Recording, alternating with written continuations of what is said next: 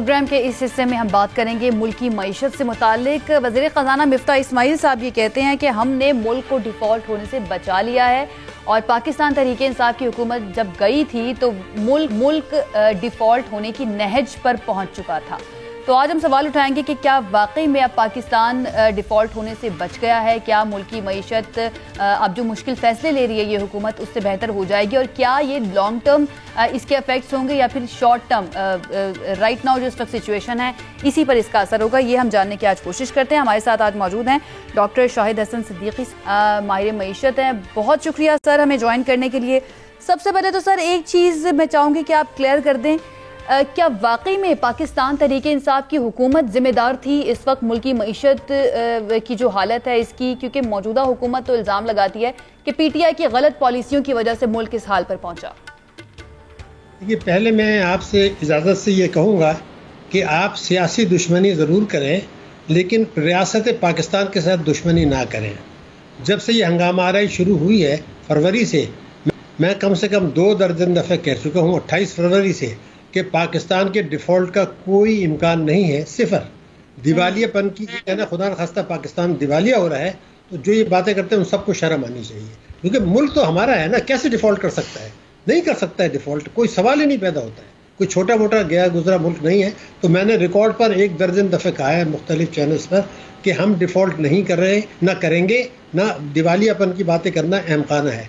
ये बात कहने के बाद मैं आपसे अर्ज़ कर दूँ कि इस वक्त जो मईशत में तबाहकारियाँ आई हैं उसमें तहरीक इंसाफ के ऊपर भी जिम्मेदारी आती है और पाकिस्तान मुस्लिम लीग नून उसने उस तबाही में मज़ीद इजाफा किया है। तो वो ये सारा इल्ज़ाम वो उनके ऊपर नहीं डाल सकते। जो आदाद व शुमार हैं वो इतने वाज़ेह हैं कि किसी किस्म की गलत फहमी की कोई गुंजाइश नहीं है।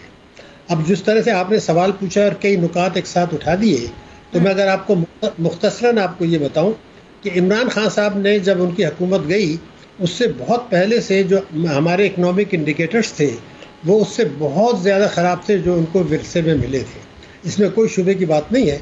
और शौकत तरीन जिसको उन्होंने वज़ीर ख़जाना और सेनेटर बनाया था, उससे वज़ीर बनने से पहले चंद दिन पहले उन्होंने कहा था 2021 में अल्फाज रिकॉर्डेड है वो कि तहरीक इंसाफ की हुकूमत ने पाकिस्तान की मईशत का बेड़ा गर्क कर दिया। ये अल्फाज उनके मौजूद, और ये जब उन्होंने कहा उसके बाद उनको वज़ीर ख़जाना बना दिया तो ये तो समझ मुझे नहीं आई बात। लेकिन दो गलत ऐसे फैसले किए जो उन्होंने वो जिससे कौम भुगत रही है, मईशत तबाही हुई तहरीक इंसाफ ने। वो 2 मैं पहले बता दूं, फिर जो इन्होंने किया है मुख्तसरन वो आपको बता दूं। जी देखिए, पहली गलती जो इमरान खान साहब ने और स्टेट बैंक ने की थी, उन्होंने जब कोविड की आड़ में पाकिस्तान के ताकतवर तबकों को नवाजने की एक स्कीम बनाई गई कि आप शरह सूद को गिरा दें, बेतहाशा गिरा दें, और जब शरह सूद आपकी गिर जाए तो लोगों को सस्ते कर्जे दें, और जब सस्ते कर्जे मिल जाए दें तो वो बेतहाशा इंपोर्ट्स करेंगे, गैर ज़रूरी इंपोर्ट्स करेंगे, लग्जोरियस इंपोर्ट्स करेंगे और उससे वो खूब मुनाफा कमाएंगे और हुकूमत को टैक्स मिल जाएगा।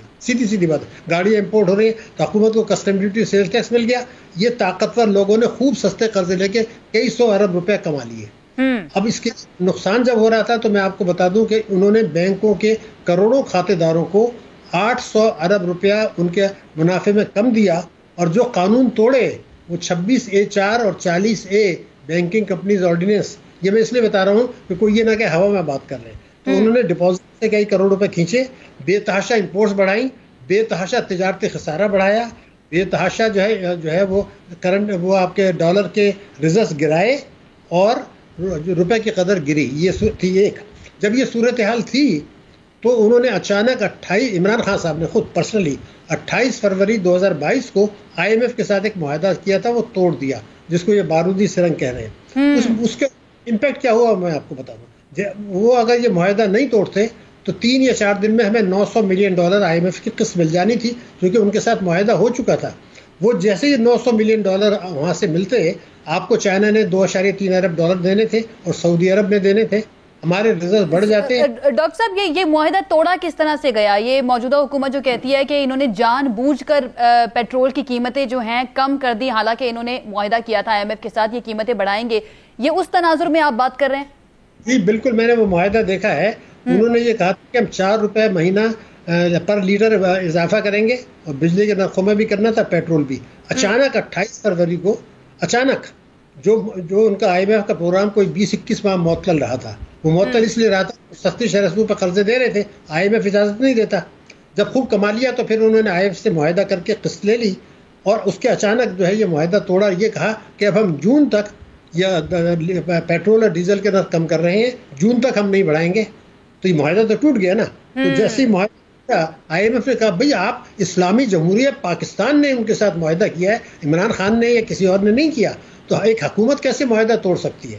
तो उनकी बात सही। तो वो $900 मिलियन जो उन्होंने रोके, तो फिर चीन ने हमें झंडी दिखा दी कि जी आप पहले IMF से बात करें। सऊदी अरब ने झंडी दिखा दी, हालांकि शहबाज शरीफ गए, उन्होंने झंडी दिखा दी कि हम आपको देंगे, लेकिन आप अब IMF के प्रोग्राम में जाइए, क्योंकि आपके प्रोग्राम में रहे। बिल्कुल ऐसे। अच्छा डॉक्टर साहब, इस वक्त हम देख रहे हैं कि वजीर खजाना जो है मिफ्ता इस्माइल साहब, उनकी कारकर्दगी के ऊपर भी काफी सवालात उठाए जा रहे हैं, और बीच में जो हमने देखा इस हुकूमत ने आने के बाद काफ़ी अरसे तक कहा जा रहा था कि मुश्किल फैसले लेने हैं, लेकिन सियासत की कुर्बानी देनी पड़ेगी, उससे भी घबराती रही, लेकिन बहरहाल मुश्किल फैसले किए, पेट्रोलियम की कीमतें भी बढ़ाई।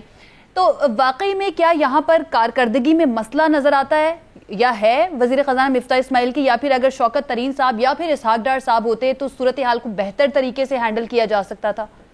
नहीं, मैंने जो अभी आपको फैक्ट्स बताए हैं, तो जो हमारे जो ये रिकॉर्ड पर है, इसमें मैं तो स्टेट बैंक की फिगर देता हूँ। शौकत तरीन ने तो जाने से पहले पाकिस्तान की मईशत को तबाह बर्बाद कर दिया।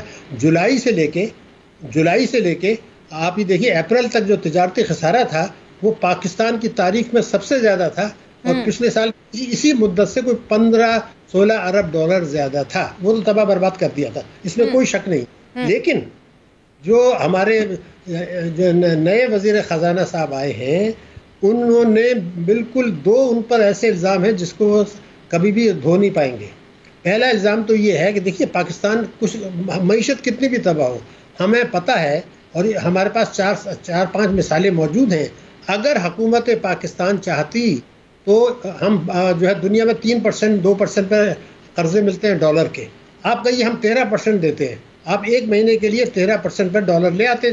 5-7-10 अरब डॉलर लेना कोई बड़ी बात नहीं थी, और माजी में लेते हैं। इमरान खान के दौर में भी लिए गए थे, इसहाक डार ने भी लिए थे, उससे पहले भी लिए थे। देखिए आप किसी एक बड़ा मुल्क है ना, कोई आबादी के लिहाज से 5वां बड़ा मुल्क है, अगर वो ये कहे कि 4 अरब डॉलर 4% सूद की बजाय मैं 13% देता हूँ, तो कोई भी आपको 10 अरब डॉलर दे देंगे बाहर से।